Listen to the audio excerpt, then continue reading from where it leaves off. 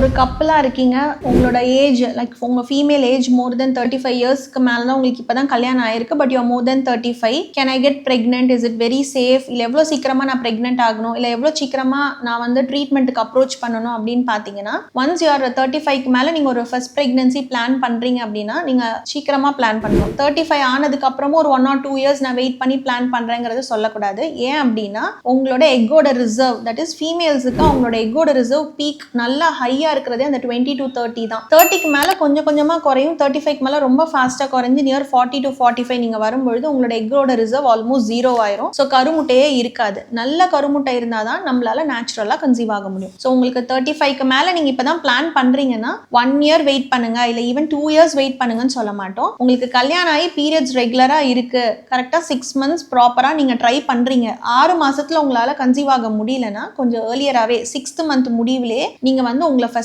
Check பண்ணி பார்த்துக்கணும்.